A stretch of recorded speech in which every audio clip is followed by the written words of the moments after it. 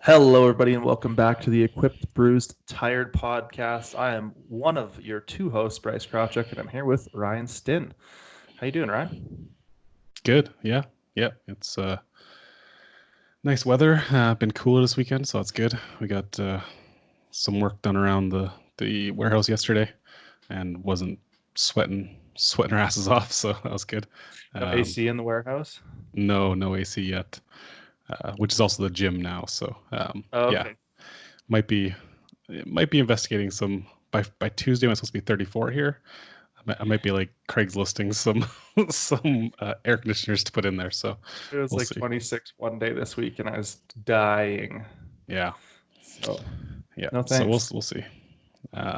But yeah, no, I'm starting a new block today, so Ooh, that's the goal something is the interesting. 500 bench block. So Okay, nice. Your bench has been going pretty well. yeah, raw bench has been really good. Just been this last week at work, at other work, because I have multiple ventures. We did a lot of like hauling of equipment this week, and so I was fried, and my whole workout that day was basically trash. But yeah, no, I think I have a good shot at going for that 227 and a half bench at the end of this block. So we'll see. That'd be pretty awesome, man. Mike said, what did he say? Uh, And I quote, benching 465 by one at 8 earns a shot at 500 with smart attempts. there you So, go. well, Mike, I don't have to get like record plates out to make 465 because I train in kilos. So, Yeah, yeah, maybe you should. Do you have? I'm sure you have that oh yeah, in yeah, your kit, so yeah, that might just be the play. yeah. I don't even know what that is. 465 would be like 211, 2 Something like that. because 210 is like 462, I think. Yeah, that sounds about right. So yeah. So I have to earn my shot at 500 here. We'll see. And how's your single leg training? Are you back to doing some bilateral stuff in this block? Yeah, we're just gonna do some like really low volume squat and sumo deadlift. Yeah. Um, like last block I did work up to a single set of 5 conventional, pain Mhm. free. And Nice. then so that's what we're kind of following that same model for squat and sumo this block. And then we'll do some single leg stuff on day 3 and Okay. see how that goes. I so hate I was doing um, split squats this week, and I just like, man, I hate these so much, just so much the whole time I'm doing them. And Yeah. but actually, and this is weird, I'm not going to try and sound like a salesman, but I usually don't wear my mouthpiece besides like for the big 3 lifts. Hmm. Um, but I was like, the first time we saw these before we ever started selling them, they sold them to us on like a balance test, right? So you'd stand on one foot, hold your arm to the side, and they'd push you down, and you'd fall over, and then you put a mouthpiece in. You do it, you had better balance, right? Mm. And like totally like a snake oil salesman, but at the time, like realistically, like I've had better balance when they had mouthpiece in. Whether I would have if I just clenched my jaw anyway, I don't know. But Right. anyway, so I'm like, I'm gonna throw my mouthpiece in for these single legs, and it made it like way better. Really. Placebo, I don't know, but my balance seemed way better. So Hmm. yeah, I'll be keeping on the single leg work one day a week Single leg with mouthpiece. with mouthpiece. Yeah, I have to put Yeah. that in the notes. But Change the exercise selection a yeah, little bit. yeah, with kit Yeah. mouthpiece. So yeah, that's gonna be interesting to hit this block and see where we go. But Hmm. how about you? You're back into a little bit of gear. Oh man. So 2 weeks to the end of the block, everything just kind of fell apart. My hip started acting up, my shoulders starting to get a little banged up, and we took a really high volume approach on this block. It's the first time I've pushed raw volume in a long time. So it was a bit of an experiment, and I think the wheels kind of fell off near the end. So this past week, I basically said to Mike, I was like, look, I'm gonna like mess around with some stuff. I need some wins, and I'm just gonna try to like modify what you've got laid out so that I can, have good productive feeling training. So I did some straps down work on Monday for the first time since that one time I did 220 with my straps down and said, hell no, never again. Um, and again, doing straps down work with no knee wraps, I found I just like shot forward at the bottom, like so bad, and just like rounded out in order to get anywhere close to depth. It felt terrible. But I was like, okay, just like don't, people seem to like this for a reason. Let's give it a fair shake here. So I threw knee wraps on, and then took a set at like 270, and I was like, okay, I can kind of see where this is going. I feel like the knee wraps, for whatever reason, helped me kind of stay back and actually get into the suit a little bit instead of just getting tossed around by it. And ended up with a triplet 305 that felt nice and easy and no pain, which was a great thing. So came back out of my suit and did all my raw volume work. So it was like 305 to 215 kind of thing. But yeah, that was good. That was fun. I think finished with a bench around like 190 or 195 there. And then my day 2, I was thinking about getting back into my loose suit because my comp suit was super, super tight. I've grown into it a little bit, I think. The Dean Bowering method. Yeah. Because I think I'm a little bit closer to like 118, 119 now, whereas I think the last time I was in it was like 116, 117. But just went in and we were filming some deadlift stuff at the Strength Edge. We just put out a video on like some lockout issues and exercise selection to try to deal with that. But anyways, so I ended up pulling on pound plates on a Texas bar, and that was enough of like just kind of slightly changing things that it felt a little bit different off the floor. My position was maybe a tiny bit better, and was able to work up to what I should have hit the week before without any pain, and it felt great. So yeah, I think that moving forward, I don't know what I'm going to do. Whether like provincials is potentially on the docket here for September. We'll see. Calgary's climbing in COVID cases pretty steadily, and there's been some outbreaks linked to like spin cycles and some other places downtown and stuff. So not sure if we'll go ahead with a big meet in September, but who knows. And I'm trying to decide whether to do it raw or equipped, basically, is what I'm getting at. And I'm leaning towards equipped. Yeah. So we'll see. I think it's about time I'm getting that itch. And a lot of it for me is, when raw training starts to peter out and I start feeling like, okay, I've gotten a little bit stronger raw. Now things are starting to hurt. Get back in the equipment and see, hopefully that raw strength transfers over and translates, Yeah, I mean that's the way to do it. I think you could just do like like a loose gear meet if that's on the horizon. Yeah. I know I think your guys' provincials is scheduled for the same weekend that ours was supposed to be. September 25th, 26th, Yeah. I believe. Yeah. Happy birthday. That's my birthday. Oh, nice. Just in case anyone wants to send me presents, love 55 Push Language US. We had ours on that same weekend and we decided to delay it here. So we'll have to see kind of where that's at. We're even like the hall we were planning to have it in, like they're not renting it to anybody because it's their responsibility to ensure social distancing is maintained. Yeah. So like they would have to have staff there basically watching us at all times, and they would be fined if we didn't do it.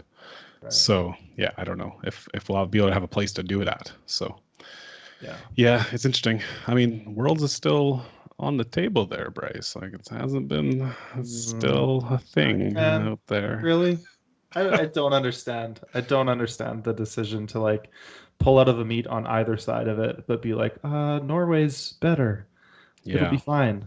Yeah, like to me. Either. And then the prospect of a potential 2-week quarantine on either side of that is just like, man, who's got time for that? Even now when things are, shut down all over the world. Yeah, I don't know. I'm not holding my breath. That's all I'll say. I mean, if we had to quarantine when we went there, it would be obviously a no-go. Mm-hmm. If we had to quarantine when we came home, it wouldn't be the end of the world, I guess. But I don't think I can imagine sitting on a plane for 8 hours, whatever that long flight would be, wearing a mask, because I think I'd want to wear a mask the whole time I was on the plane. Yeah. So I think the other thing is like we looked at flights from Calgary anyways, and I don't think you can go direct.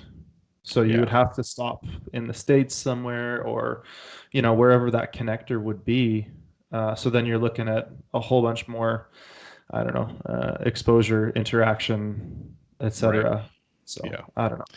Yeah, I said that to Mike last night when I was talking to him about the next block. It's like Worlds is not taken away from us yet, but at this point, I'm not really counting on it being a thing. So I'm fine with continuing in this raw format. And um, who knows? Did you look at the Classic Worlds nominations? I saw a lifter that I used to coach is going to Worlds again, and she posted a screenshot of the women's nominations, and it's just like 5 countries, yeah, 6 countries. Yeah, it's pretty slim. I don't really understand publicly, like public perception wise, even like I don't know why the IPF is still going through with it. It just seems like if they do it and then there's suddenly a link to that event, like that to me would It's look not ideal. bad on the IPF, but Yeah. I don't know. Yeah, it's one of those things that like I was talking to a buddy last night and talking about how training is weird right now. Like for me, the competition is such a big part and such a big sort of motivator of why I love the sport is to get out there and compete against guys. And to have that just kind of taken away for the indefinite future, it does like lend a really weird context to training or take away some of that context. But yeah, I don't know. I also don't think that like, oh, we need to power lift is like an okay justification to be like, oh, let's like put a bunch of people at risk, you know? Yeah. Yeah, I agree. It's to me right now, it's just better to hold off, stay safe. Let's slow this down a little bit. We're having pretty big outbreaks now in Saskatchewan, linked to Hutterite colonies, basically. Yeah, I've And heard some of that. so, but still, now I'm wearing masks every time I go into a store, basically. Like, whereas 2 weeks ago I wasn't because there was basically nothing down here in the South Saskatchewan. Right. So, just trying to be safe when I have to go out and yeah, I don't know. Yeah, Hopefully it cools down and then masks have been mandated as of August 1st in Calgary. In Calgary, right? Yeah. Yeah. Although gyms aren't on that list. So apparently really? if you're exercising or training or in a gym, you don't have to wear a mask. Hmm. I think that if I go in to train, I probably will. I mean, I'm smushing myself in a suit. I'm wrapping my knees. What's a piece of fabric on my face? Like it's just one more piece of equipment. Yeah, we had the other day. We had a couple people in bench shirts, and so I was lifting off for people, and so one time we said like, if we're lifting off benches, like we're gonna wear masks as we're kind of face to face basically, and there's lots of spitting going on with that situation. Yeah. So basically, I was doing lift offs for people who were wearing masks, and I was wearing a mask, and I wasn't going to take it off, so I was doing my benches with the mask on, and it was fine. The only thing I noticed was that it like had a tendency to kind of ride up and push against my eyelids almost, which was slightly distracting, but not exactly the end of the world. So yeah. But the more you wear it, the more comfortable you'll be, and I don't know, it's not that big of an inconvenience. Let's be honest. Yeah, seriously. Better than sitting on a ventilator in an ER or an ICU for 2 weeks. Undoubtedly so. Yeah. So. Do we have any questions? Yeah, we do have one question. Cool. From Chris. All right. His question is, do you think RPE or percentage-based programming are more effective for equipped training? Ooh, okay. Do I have a response prepared? I don't have one prepared, but I can go off the cuff. Sure. I mean, I've done both for sure. I think for someone newer to it, it's going to be tough to do percentage-based, right? You maybe don't have an actual max in gear. So having a percentage to work off of is pretty tough. And then realistically, like week to week, the way you wear your gear. So like if your legs are a little lower in the suit or arms are a little torqued more in the shirt, 80% might be significantly easier one week than the other. So I would kind of lean towards percentage is good for guidelines, but just use RPE or whatever you want to call it to kind of inform what you're doing. Like don't not really work hard because this week your knee wraps are way tighter because someone's wrapping you, or Right. something like that, right? Use the way it feels to kind of guide you. Yeah. I think I would probably pretty wholeheartedly echo that sentiment. I think that there might be sort of a school of thought that's, you take your raw max, and then, suits suit bottoms is 20%. And then, you add knee wraps, and that's 5%. And you can like estimate this stuff. And maybe if you're really good at that kind of thing, it gives you somewhere to aim for, but there's still so much variance to, how well you perform the rep. So your execution of each rep can vary so much, and to such a greater extent, I think, than raw lifting, that I think RP really becomes such an important tool in terms of fine tuning your equipped training, and to be able to like, okay, I'm in a tighter suit this week, or I tried new knee wraps, or, any of those variables, things like you said with somebody else wrapping you, you still want to try to equate that training and come up with some ideas of, whether or not you're progressing, and some of these kinds of things that I think, again, even if you're doing percentage-based training, it makes sense to track your RPEs so that you have a measure of your estimated max, and therefore can, have a decent idea of whether your programming is working or not. Yeah, I think that makes sense to me. It's and I kind of would recommend that, even if you're not doing a pure RPE based program anyway, allow your body to kind of dictate, and how you're feeling dictate a little bit of wiggle room on that percentage, especially with equipped. Like I remember back in the day, we used to try to, I used to do a little bit of that percentage manipulation based off of raw, like, for like knee wraps would be, maybe 105 or 107% of raw max. But it's so variable. Like some people get so much out of knee wraps, some people get so little. So yeah, it's pretty tough. Totally. Apparently, breaking news, just in, Classic Worlds and Bench Worlds are canceled. Oh wow. So, From the IPF. yeah, Ray had just Wow. sent that to me, and now There she's you trying to go. break into my office to tell me. Breaking news. You heard it Yeah. here first. Well, maybe if you haven't checked Facebook before we release this tomorrow. I guess. Yes, Yeah. you hear it here first.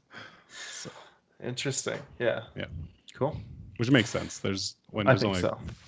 5, 6, 7 countries, Yeah, and I it's think just it not makes safe sense. to do. So Cool. So all that being said, we're going to roll into our interview here. Now, this week we had the distinct pleasure of interviewing Julian Johannsson, an Icelandic lifter. He's been lifting since 2009. When he was 15, he recently pulled 409 kilos in competition, which is, I believe, the second heaviest deadlift in the IPF. And I know he put 420 and a half on the bar in Dubai and took a crack at that too. So huge deadlift, 120 plus kilo lifter, and still making a heck of a lot of progress. We had a really, really good chat. I personally enjoyed it a lot. I thought he had some interesting insight, had some wit and a little bit of banter, and yeah, was a blast chatting with Julian. So yeah, we hope you enjoy our interview. And if you have any questions or anything like that, go ahead and leave them on our YouTube or email us at equippedbruisedtired@gmail.com. And go ahead and leave a rating, review, and subscribe. Do you subscribe to podcasts? If you do, I think so. Yeah, if you do that, please. And enjoy. All right. Excellent. So yeah, first off, man, thank you very much for taking the time, and we appreciate you being here. We're excited to chat with you about this stuff. Yeah, thank you very much. Good to be with you guys. Awesome. So without getting too deep into it, you've been competing since about 2009, when you were 15. Yeah. And how did you first get introduced into the sport of powerlifting? I think I was introduced through just the common knowledge or history of Iceland. It's very rich in the wait, I'm sorry, looking for the word here. Yeah, it's okay. Yeah, okay. Yeah, so I got introduced to powerlifting at age 15, I think. Really, it's rich in the culture here in Iceland to train strength sports, and all the way reaching back to the sagas in the Middle Ages. The story of Grettir Sterki, the Grettir the Strong, and Egill and all these Vikings. But also here in the 20th century, where we have Jón Páll Sigmarsson and Magnús Sverrir Magnússon and all these strongman guys, and of course we have been competing in IPF since the 70s, so we have a rich culture for strength sports, and like many boys, I was 15 years old and wanted to get stronger, so I think that was my way in. Yeah. I've always been, big for my age, but at the time where I was like 13, 14, I weighed 90 kilos, was the similar height I am today, and I stopped growing upwards. So I decided, let's grow, bigger. Outwards, yeah. Yeah. Awesome. So was there any other sports you kind of got involved in as a young person? Yeah, I trained some sports. Like many here in Iceland, soccer, football is the number one choice. So I started there.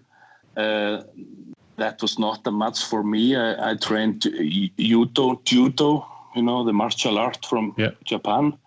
And then I ended up in basketball and trained basketball for 5 years.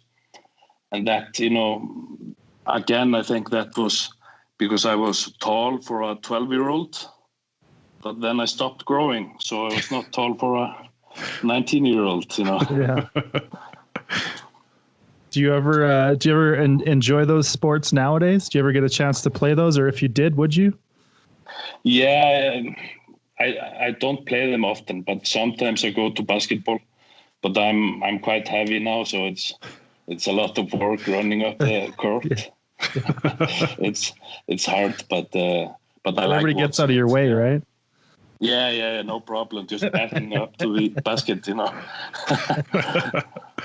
So you mentioned the cultural strength sports, and Iceland's kind of famous for their the stones, the lifting stones. Have you ever attempted any of the big stones like the Husafeld stone or anything like that?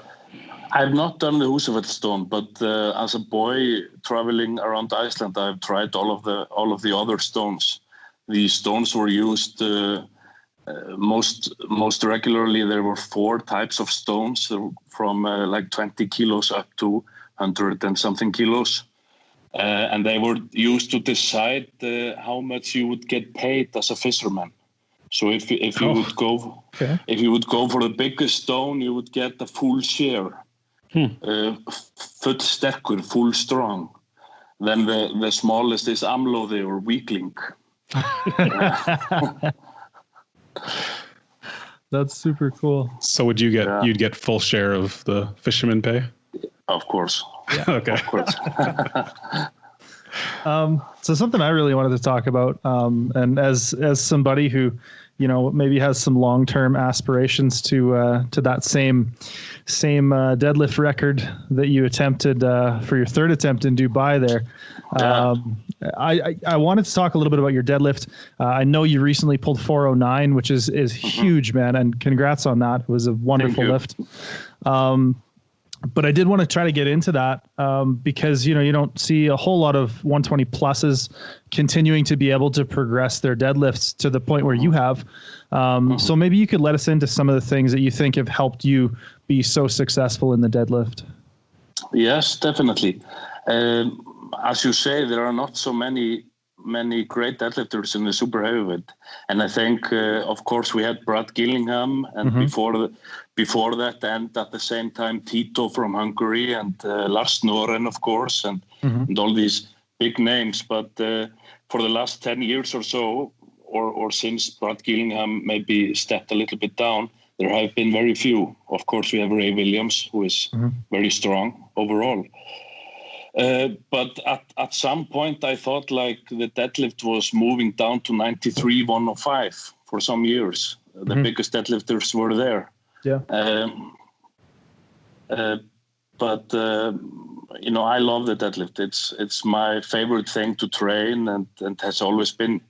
So I thought a lot about it. At one time, I tried the sumo stance. Tried that for seven months. Yeah, as you call it, yeah.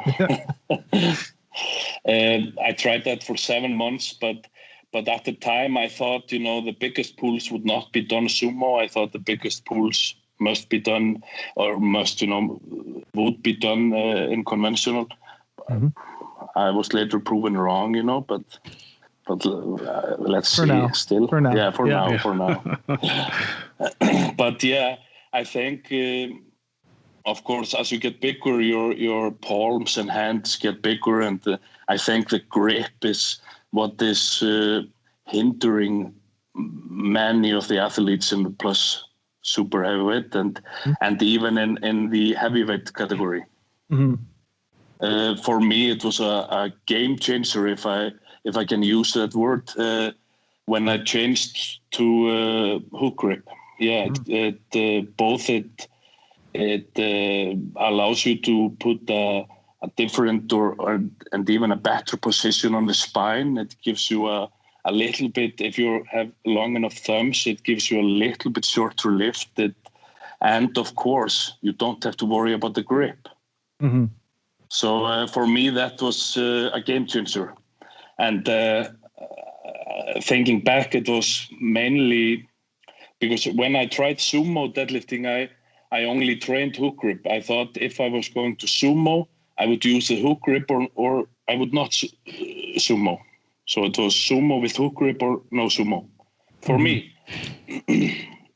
And at the time I trained for 7 months with the hook grip, and that was horrifying, of course, every set and reps.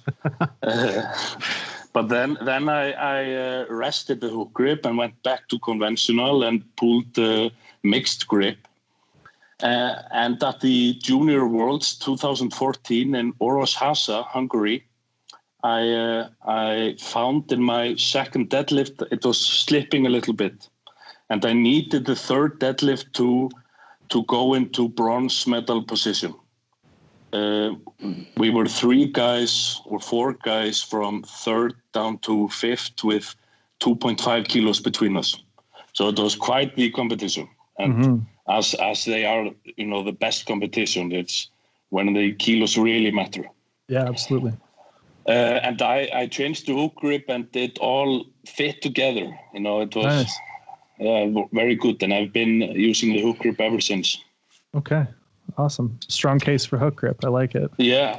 I for me, hook grip is the biggest, but there are many other variation I have used for the deadlift, which have, I think, at least suited me very well.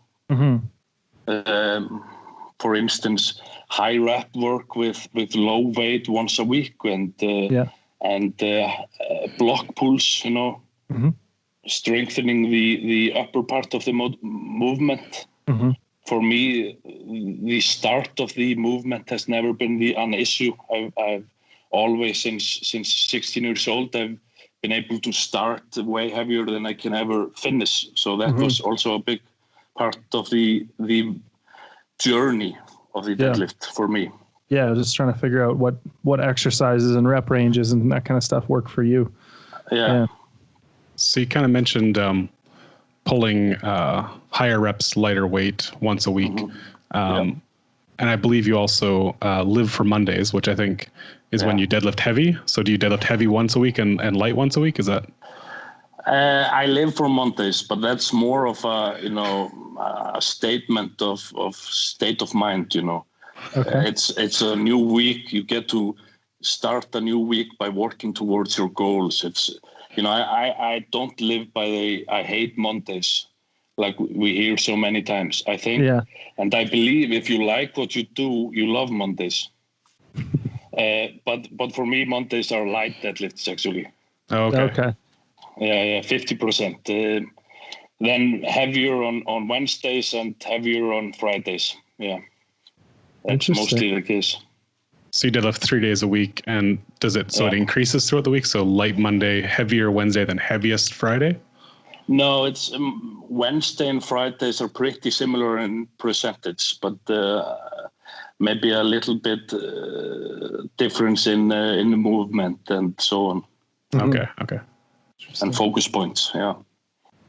But when I started deadlifting 3 times a week, because we know how fun the deadlift is. So deadlifting 3 times a week and 2 times heavy, it's the best,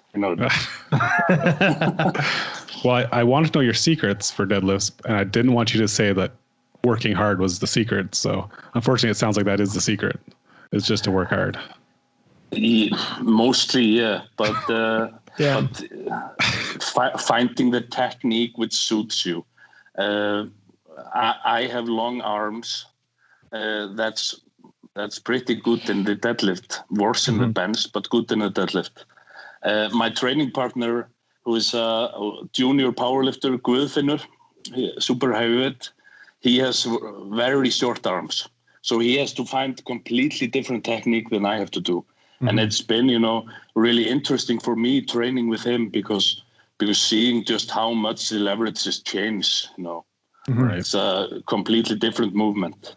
Yeah. But finding the right technique which suits you and finding maybe your weak points, I think that's number 1 or 2, and loving the work. That's my. That seems like a really big recurring thing is like, I mean, even for me with the bench press, once I kind of learned to start enjoying the bench press and looking forward to the bench press, I started seeing some progress there. And I doubt that was the whole picture, but I certainly think that's a part of, that approach that you take into the training session with you. So it's cool to hear that echoed. With the deadlifting 3 times a week, what does the frequency of your other lifts look like? How often are you doing each of the lifts throughout the week? Yeah, I do everything 3 times a week. 3 times deadlift, 3 times squat, and 2 to 3 times bench. I've had through the past 5 or 6 or 7 years a recurring injury in my chest muscles. So it has stopped me quite a bit from training raw bench as much as I have wanted. But I have to be training smart and lower intensity or lower volume and more intensity. I really have to figure it out. Yeah. So I want to jump back to hook grip for 1 second. The Steve Ringgood actually asked, so I'm kind of jumping ahead to a question. Did you find any difficulties with when you were doing it consistently? Was it less reliable for you? Sorry if that doesn't make sense. I find that when I do hook grip a lot, it's like my thumbs get over it and it just falls out of my hand. Yeah. I only trained the hook grip while I was training the sumo. And that was never high weights, only to around 300 kilos.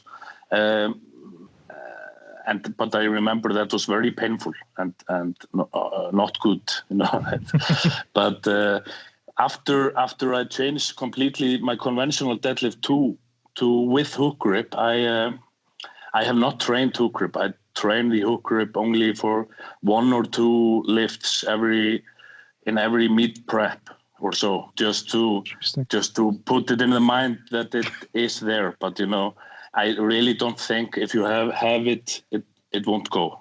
I think so. And I don't feel like I have to train it. It's just it's turning my thumb into a band or something. It's there. Yeah. So do you find using? Sorry. Yeah, I think you should not train it too much. I think you should just know it is there. That's my opinion. So then you use straps for most of your training then? Yeah, most of my training. I use mixed grip also, but up until 320 kilos mostly. Yeah. Right. Interesting.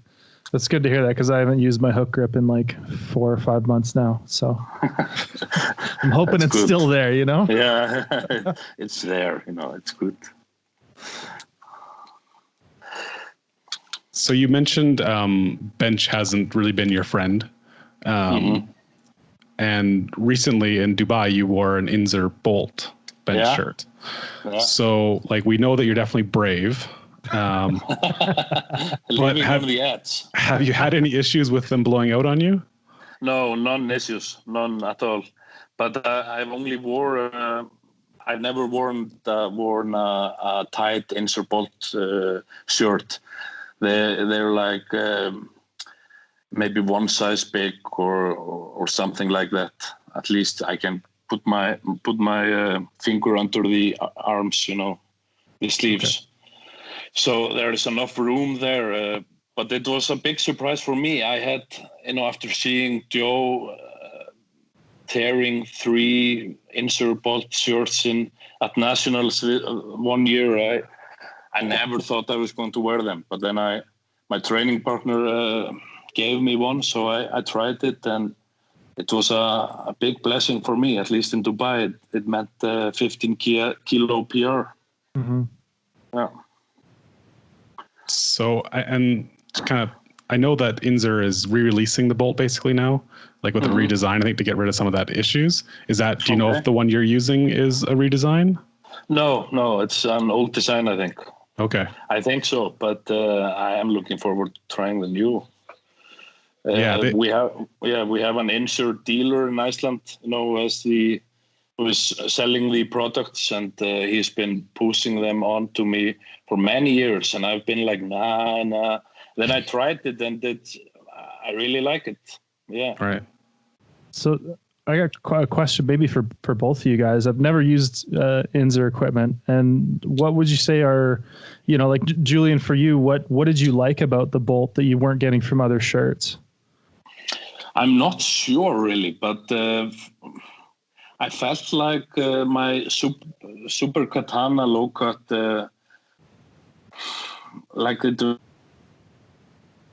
giving me the comfort all the way up. It was not following me through the motion, something like that. I feel like the Inzer Bolt is doing for me, at least when I've used it. But I still have a long way to go to maybe learn better into the Bolt. Yeah. And what do you have some experience with it as well, Ryan? Have you used the Bolt at all? I had a couple back in 2014 era, like when I think there was a Inzer dealer at Worlds that year, and I snagged one there, and I wore it maybe 3 or 4 times, and it started to fray in the shoulder, and I kind of got chicken and put it aside. So, but now they're re-releasing it. I'm trying to get one. So interesting. It'd be cool to see how that goes. Yeah. Scott Dobbins came to me after the Worlds in Dubai, and he told me something like I had a death wish or something like that.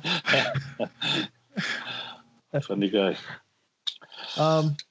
So maybe we'll take a bit of a departure here, but you've done some classic lifting, right? Worlds in 2018 as well. Yeah. What's your take on classic versus equipped, and which maybe do you enjoy, or do you enjoy one more? Or is it just kind of different, or what's your take on all that?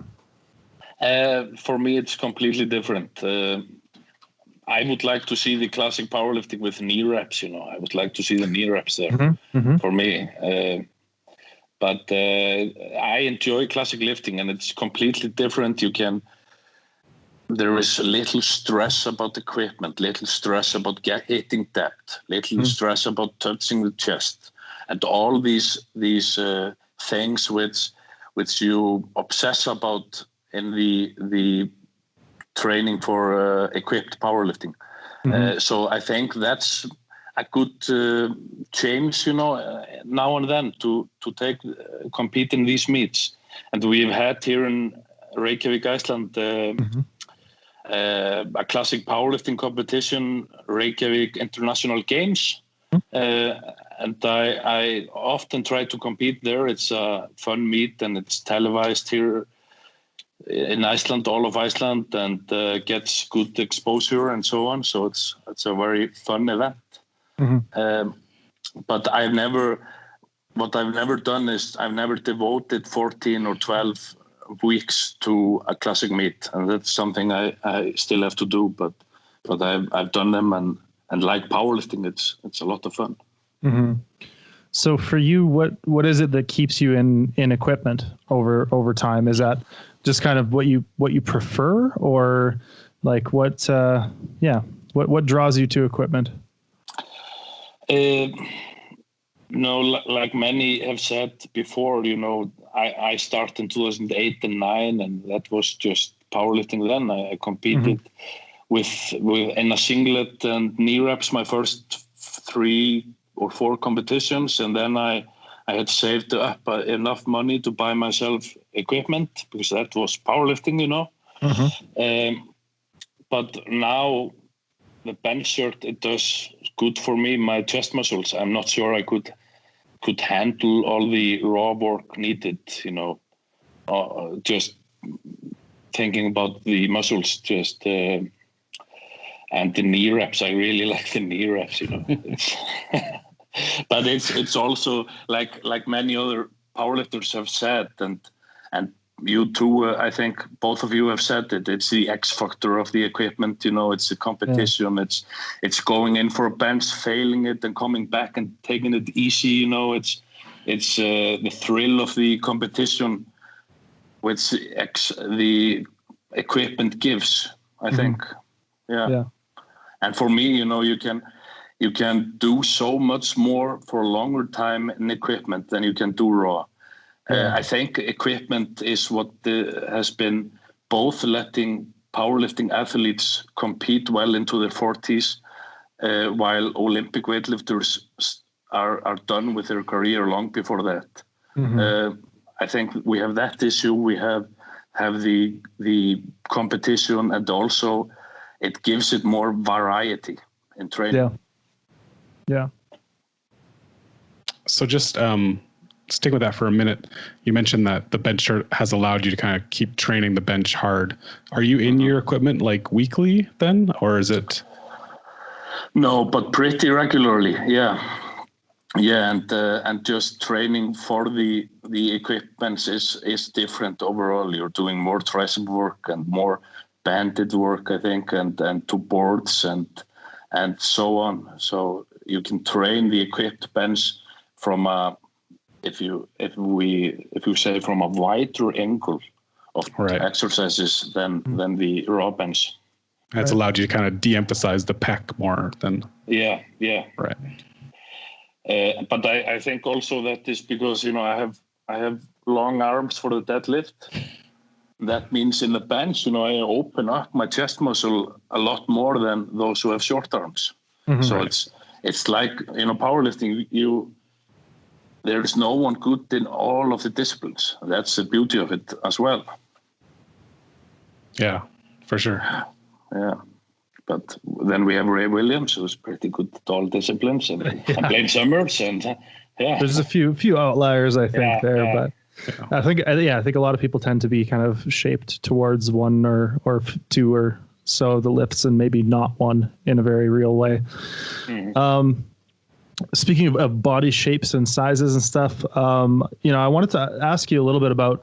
I know you're a 120 plus. You're super heavyweight, so we had a few listener questions, and that actually made me think to ask a number of other questions. But with your nutrition and your body weight and body composition sort of goals and strategies, what does all that look like for a plus? Are you like actively trying to gain weight all the time? Are you maintaining for a while? Do you do little cuts, or what does some of that look like for a 120 plus athlete?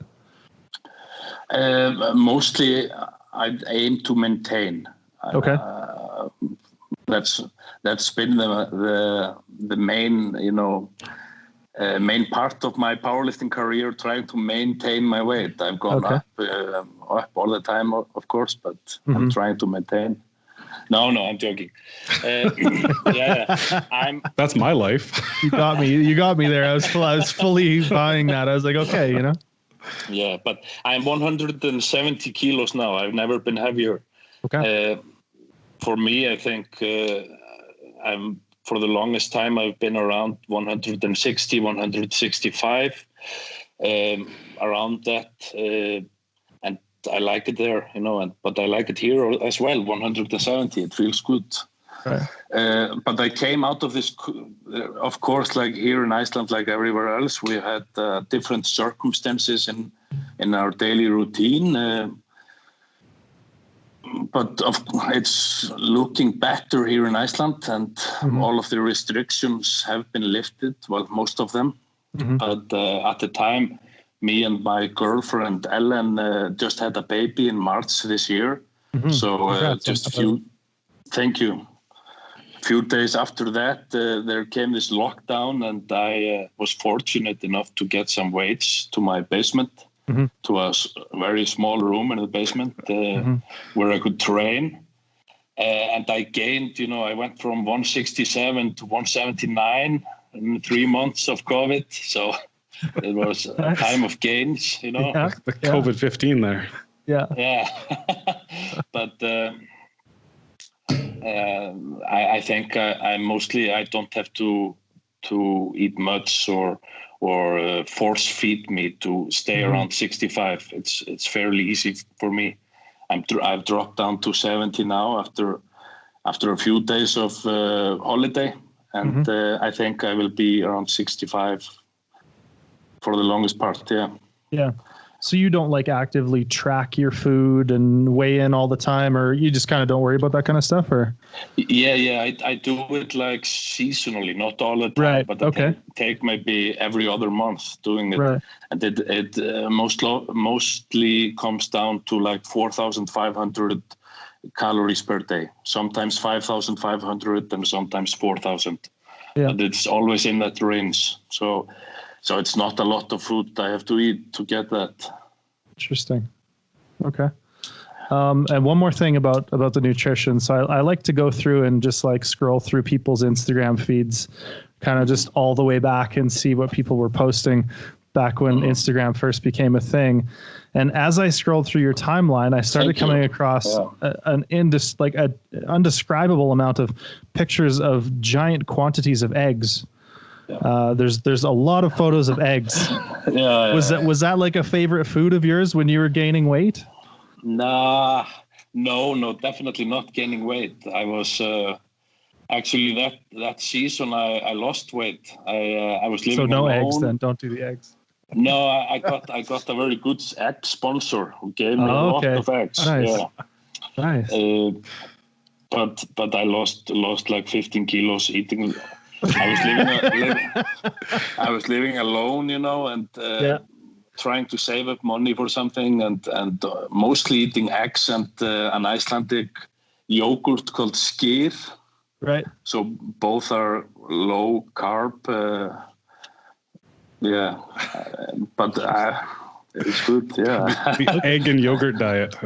Yeah. It's only good when you live alone, I think. Yeah, seriously. So what was your favorite method of preparing eggs? How did you cook them? I mostly do omelets. Omelets. Yeah. Do you have a number of eggs record in your omelet? What's the biggest omelet you've ever made? Maybe 10, 12 eggs, I think is the biggest. But I think I've done.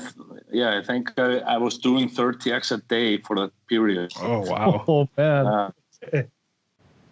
Sweet egg sponsor. Yeah, I got to get one of those. Yeah, me too. That's not a bad sponsor to have. So we have a habit of asking people about their experiences with the World Games. Because that's kind of the pinnacle of our sport here. Can you talk to us about? Yeah. And I know you didn't have a great day in Poland like a lot of us. No. But can you kind of talk us through your experience in 2017? Yeah, definitely. Well, it is an understatement saying I did not have a great day, but thank you for that. I had a horrible day. It was, but like so many, we were 4 guys in the heaviest group bombing out in squats, I think, and then playing in the deadlift. But for me, and like you said, it's a pinnacle of the sport. It's something you look forward to, and I was very hyped about getting an invitation, being the first Icelander going there. But my mistake number one was competing in the Europeans. I competed in May in the Europeans in Spain and did a short prep for that because I was trying to save me for the World Games. So I bombed in the Europeans because of the short prep. Okay. And then the short prep for Europeans destroyed my long prep for the World Games. And I bombed in the World Games as well. So it was a very, very, very hard summer for me. Yeah. Powerlifting in sports, in life, you get your ups and downs, but you come back stronger. And that's number one for me. Yeah. And my aim is, of course, going to another World Games and putting up better results. Putting up any results is better than the last one, but definitely, coming back stronger. Yeah. Yeah. I was going to ask if you've got your sights set on whenever World Games is going to happen. Yeah, definitely. That's my goal. Yeah, being at the next World Games. But now, we don't know if the Olympic lifting is going to be put out of the Olympics. So maybe we'll be aiming for Tokyo in next year. What do you think about that? Who knows? Who knows, man? Have you talked to Gaston, or does he know anything? No, I have no idea. I don't. I haven't spoken with him. Yeah. So I think we'll head into our next little segment here, and we like to talk to everybody about the equipment specifically that you like to wear. I know we got a pretty good chat in about the Bolt and switching to that shirt, but what do you like to use for a squat suit and a deadlift suit? And I mean, some people like to know about sizes and stuff. So do you get custom, or what size? And just let us in on some of that. Yeah, for the longest time, I only competed in Titan equipment, from Super Centurionium squat suit, Super Katana low-cut bench shirt, and I never used a Titan deadlift suit, but I competed in metal, and I think until they stopped buying the licensing fee from IPF for equipment. Right. I really liked the metal deadlift suit, but then I did not have much faith in the Titan deadlift suit. I don't know what that was. I never tried it, but it was something in my head. Yeah. So I went to the Insur Fusion deadlift. Okay. Yeah, I think Ryan uses one of those too. Yeah, and that has been a very good step for me as well. They've suited me very well, and I think they are not too stiff, but still not as soft as the metal equipment, and the back side of the Fusion, the two seams across the back, I think that's something good. Yeah. Okay. And do you usually use custom stuff, or do you just kind of order stock? Well, I order stock. Now I compete in all Insur Bolt, Insur Fusion deadlift suit, and Insur TRX squat suit. Okay. And I feel like the TRX squat suit suited me better, just by making it more secure for me to reach that. It's still not very secure that I reach that, but it's better. Yeah. One step at a time. Yeah, exactly. But I order everything stock. I once tried squat suit, and by the time I got it, 8 weeks later, I had lost some kilos, and it was way too big for me. So. Okay. Yeah. Sorry, go ahead, Ryan. I was going to say, what sizes do you know? What sizes you wear? Yeah, I wear 46 Insur TRX squat suit, 4'6", and in the bench shirt I'm 5'4", 54, and deadlift suit number 5'2", 52. What cool. Are you? I think I'm a 40 in the deadlift suit. Oh. And I used to be a 38 in the TRX, but I think I tried to put a TRX on last training block, and it didn't go very well. So I went back on my Centurion. So I think I'm probably a 40 TRX now. And then I haven't worn I think I had a 50 or a 52 bolt back in the day. Mm-hmm. But and then also, why is blue the best color suit? Because you seem to only wear blue. Number one, my girlfriend says blue suits me very well. There you go. That's a very solid reason. No, I like the color, and it represents Iceland a little bit. We have not been able to get the custom suits like many other nations. Blue, like the ocean all around Iceland in the flag, but there are some other reasons for it. I don't know how deep I should go into the matter, but I think for the squat as well, I think it will show better the lines where the thighs begin and so on. For the judges, I think it gives you, or gives us, the super heavyweight guys, maybe a better chance of getting fair judging. I think so. All right, I better order a blue suit then. Yeah, it's time to get blued out, Ryan. But these are all, just hypothesis. Hypothetical. Yeah. Yeah, hypothetical. Yeah. And do you do any sort of modifications to your gear? Like, do you have a sewing machine, or do you sit there and stitch it by hand, or you just kind of wear it? No, I just wear it. I actually sometimes I go to a shoemaker who lives close to me, an old guy, and he helps me modify it a little bit, just tightening and shortening and something like that, shortening straps or tightening something, but nothing major, just some very regular stuff. Yeah, right. Nothing. Yeah, nothing. I would imagine nothing like Blaine. He wouldn't even tell you what he does to the equipment. Yeah, I think he pleaded the fifth on that one. Yeah. And then, what are your favorite knee wraps? The red and black insert. Yeah, I think for both training and competition. But recently I've changed to the yellow insert wraps with the plastic or silicone cover on one side. Have you seen it? Yeah, the grippers. The grippers. The grippers, yeah. And they are very hurtful, but yes. I like them for competitions. Yeah. But you can turn them inside out, right? And you can put the rubber on the outside, and then they don't hurt, but they still grip. Interesting. That's a Russian secret. Okay. But I never heard of that before. You need to change into the atomics, which are blue, and then they'd match the rest of your outfit. They're like ultra grippers.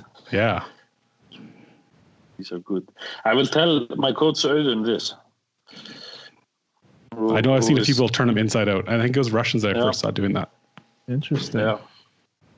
There you go. There's one of those like deep cut, just like nuggets that somebody will miss if they don't listen to the whole podcast.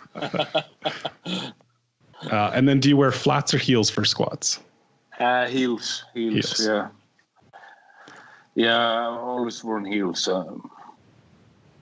How about you guys? Do you wear flats? No, heels for me. I wear like a small heel. Yeah, I think the flats are fashion or something. I don't think it's good. I tried very hard, and my hips got very angry.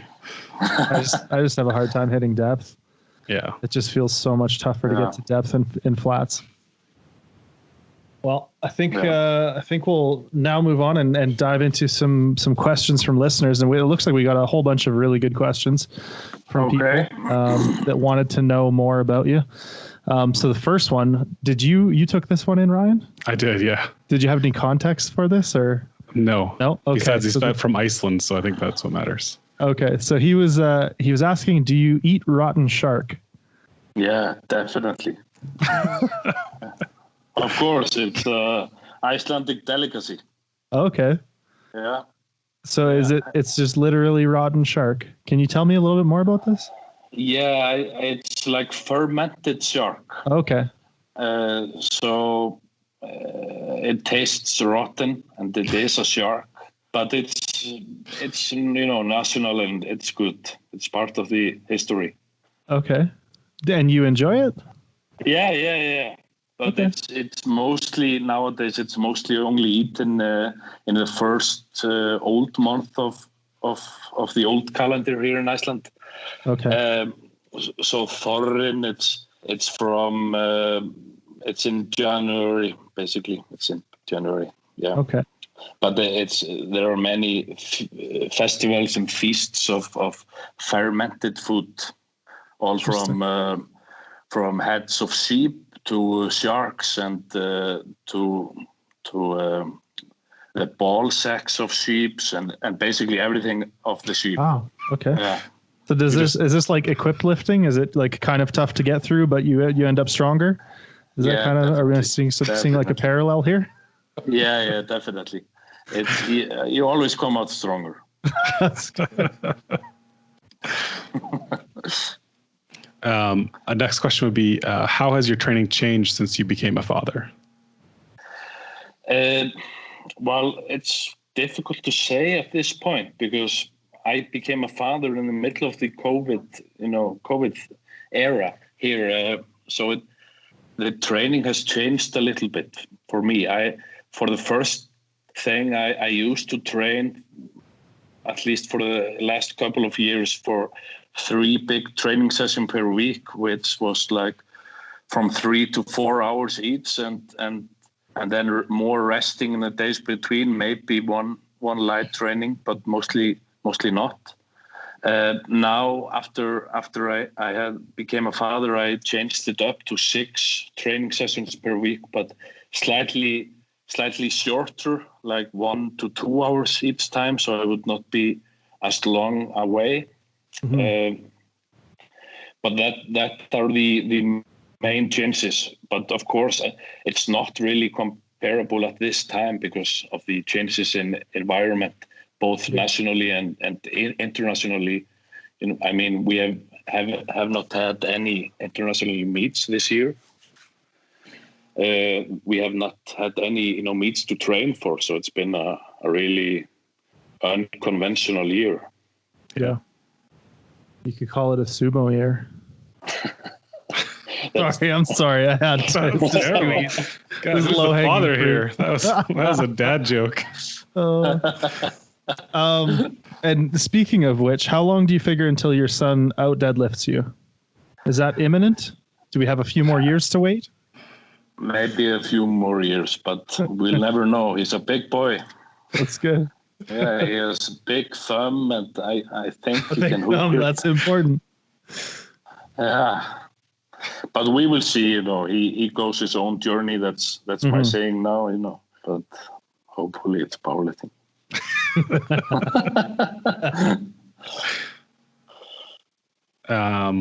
So what are your thoughts on people wearing ultra tight knee sleeves? I like it, just use the equipment. That's I think it's good. Yeah. I'm not a part of the ultra tight knee sleeves are cheating thing. I think you should just use the equipment as you can. They are knee sleeves. So they will never give you anything. So these people should just get into knee wraps, is what you're saying? Yeah, knee wraps. Yeah. That's what I'm saying. What do you think is? And this one was from JP Couch. Actually, he was wondering what you think the sort of top end or the absolute limit of the equipped deadlift is in the IPF. Do you have an idea? Because obviously, we're gunning for that 420 mark now that Christoph said it there. How far do you think past that we're going to see? I think we are still too far from the limit to say what it is, but maybe at this point in history, it's 503-4 kilos in IPF. I think we are all aiming there. Damn. Okay. Yeah. I don't think we should put a mark at 420. I think we can go much higher. Yeah. I like that. I like that attitude. I like that idea and that sentiment. Mm-hmm. I'll let you ask the next question, Bryce, because it's more your... Okay, sure. So somebody asked, and I'm actually interested to know now as well, what your favorite heavy metal song is. Do you train to that kind of music at all? No, very little, very little.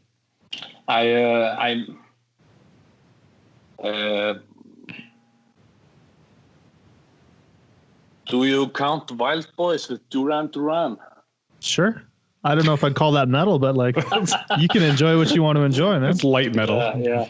Yeah, light metal. No, I mostly train to like to maybe 80s glam rock and some alternative rock or something, and rap, hip hop or rap.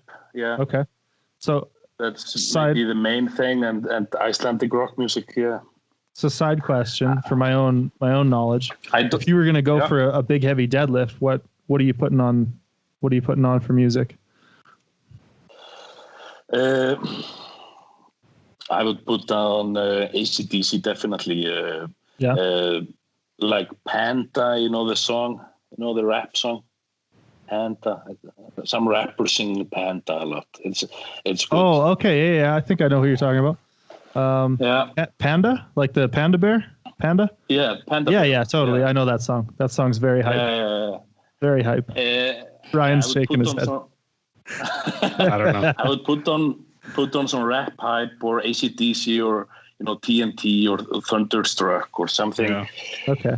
Yeah, something like that. I know Gino just got really excited somewhere when he heard the AC/DC. So.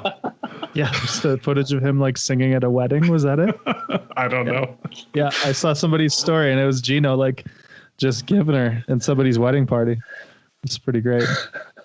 But the music is of course different. Sometimes you can only handle some for an X period of time. For the first year of my training, there was only one CD. Yeah, and that was fine. So for 1 year straight, we listened to Rammstein every training. Nice. I cannot listen to it anymore.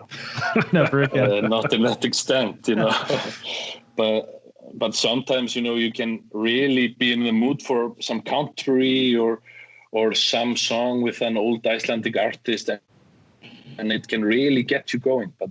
But I'm not a musician, so I don't have the deep knowledge of music. But it differs for me. And what do you see as some trade-offs for moving up a weight class? And I know you competed at fairly light when you were younger, so. Yeah, well, I started in the minus 90 kilogram class, competed in 4 competitions there. That's in 2009.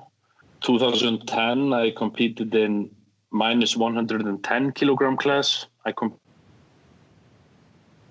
Then I did 1 competition in minus 125, and the rest is super heavyweight. So I've been moving fairly quickly up to the super heavyweight. But I remember I walked into one of the powerlifting clubs in Reykjavik and met the president of the club, and I introduced myself. I just turned 16, and I said I had interested in competing. And yes, and what weight class are you in? And I said, I'm in minus 90, I'm 86 kilos. He said, yes, that's what we need for the next couple of years. Someone good in minus 90. And I remember I thought, next couple of years, I'm not going to be in 90 kilogram class for the next couple of years. What is this? I've always wanted to be bigger. At the age of 13, I already was 90 kilos and maintained myself there from 13 to 16. And then I went to minus 110. And yeah. So I've always wanted to be a super heavyweight. And for me, there is nothing else. No other category I would think about being in as long as I compete. Super heavyweight. It's a lifestyle, not a. It's no longer a weight class; it's a lifestyle. No, it's a lifestyle. Yeah. And the last question from one of our listeners was, "Do you like Top Gun? Have you ever seen that movie?" Yeah, I like it. Yeah, but I say, yeah, Lethal Weapon is number one for me. Lethal Weapon. Lethal. Yeah. Sweet. That's good. That's a good movie. You're big into the 80s still in Iceland, I see. Yeah. Well, yeah, I of course do not represent all of the Iceland, but who doesn't? Today you do. Yeah. So we'll go into a couple common questions we have. We throw people. So first off, what would be the highlight of your lifting career so far? Most definitely worlds in Halmstad, Sweden, where I secured the world record in the super heavyweight. First 8 kilos and then 405 kilos. And at the time, I thought I was securing the 4th place, but after Volodymyr Svistonov failed the drug test, it came clear that I had secured a bronze medal.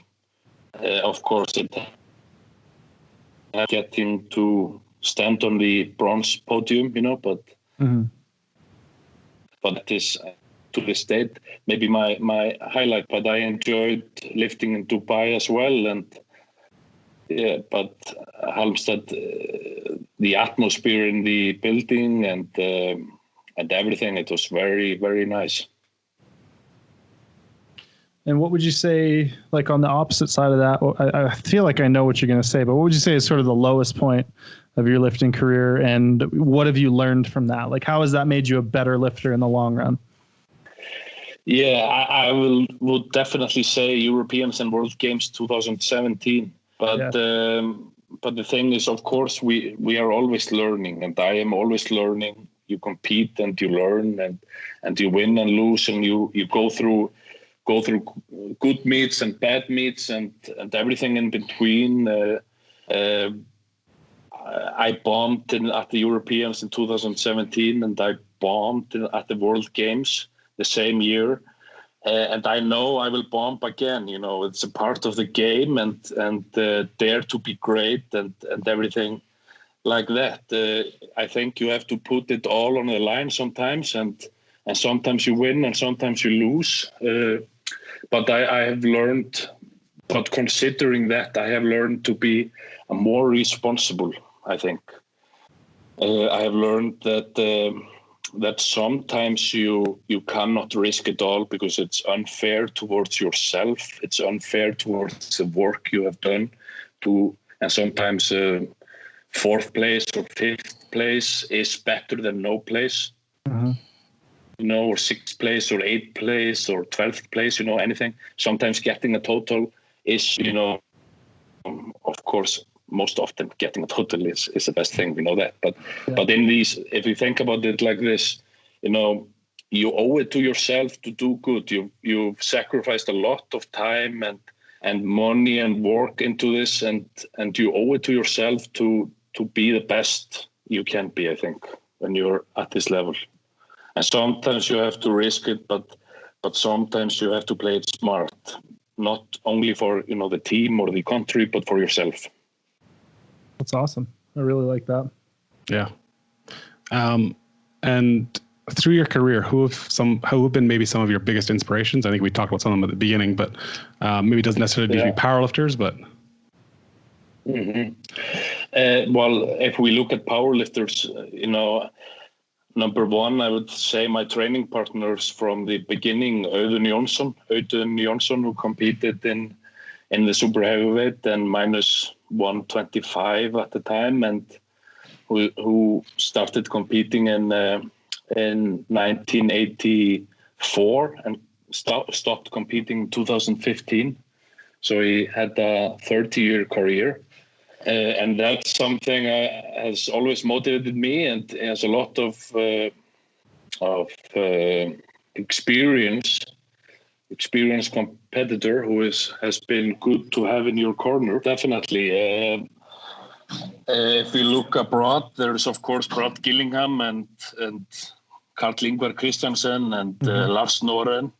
These are great athletes. I think, we have a lot of great athletes, and who motivate me. Yeah, I think these are maybe the top. Yeah. Okay. Cool. And so if you could go back to, 15 or 16-year-old Julian and impart sort of one piece of wisdom, what would you go back and kind of tell yourself if you could maybe save yourself from something or push yourself in a different direction? I would most definitely tell myself to be a little bit more patient and train a little bit more smarter, especially in the bench, to avoid these bench injuries. But I was very, very eager to train, and I am still, but different. So I'm not sure I would, keep it up. I'm very, I'm very pleased with what I did. But maybe the main thing was train smarter and maybe a little bit lighter, because you always learn it later that light work works, as well as heavy work sometimes, but keeps your body in better condition. So maybe train a little bit lighter, be smarter, and skip the eggs. more eggs, more eggs, eggs. Yeah, higher quantities. Really milk that sponsorship. Yeah. Do you have one raw lifter you'd like to see go equipped? It's difficult to say. I think, like we talked about Ray Williams before. But, I'm not really sure that the equipment would suit him. But of course it would be fun. But it's difficult to say with the big guys in Classic, because as we know, equipment is a long journey, and the squat suit, especially trying to get depth in squat suit. If you're having a hard time getting depth raw, then you should maybe get a very loose suit, very, very loose suit. But there are some amazing athletes doing classic powerlifting, and the numbers which are being put up both at the World Classic Powerlifting Championship and at the national meets around the world are many pretty crazy and amazing. So there are definitely many lifters who would do some damage in the equip, I think. Yeah. Sure. And our last question is, I know you mentioned working towards the next World Games, but do you have anything else that you've kind of got your sights set on right now within the sport? Anything that you're kind of gunning for at the moment? Yeah, I'm training. Well, I start training exclusively for the World Powerlifting Championships equipped in Stavanger. Of course, we don't know 100% if it will take place or not, but I will train for it as if it will take place. Yeah. I will probably compete at some national competition in September, aiming at maybe 1 or 2 lift meet in each discipline, just the openers or something like that, just to be secure a total this year. Because I only competed the deadlift nationals, and I haven't gotten any 3-lift meet in this year. So I think number one for me is securing a total this year. So the records will show that I trained this year. But other than that, I will put my aim towards Stavanger in November, and then we will just have to see. Awesome. And if anybody listening wants to reach out to you or ask you a question or just kind of follow along with your lifting, what's the best way for somebody to follow you or to reach you? Yeah, just Instagram. I try to be fairly active on Instagram. It's Julian JKJ. And if there are any questions, feel free to send me messages and so on. It's no problem. Yeah. All right, man. Anything else you wanted to talk about, or anybody you wanted to give a shout out to, or anything like that?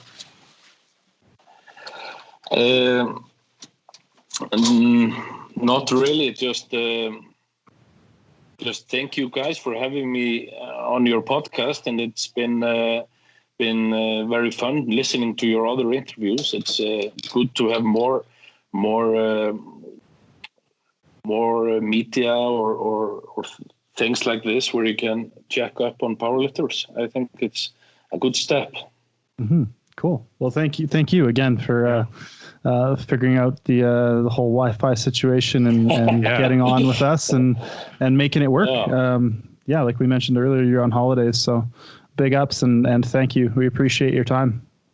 Yeah, thank you guys. Okay. See you later. Take it easy, man. Bye-bye. Bye, Julian.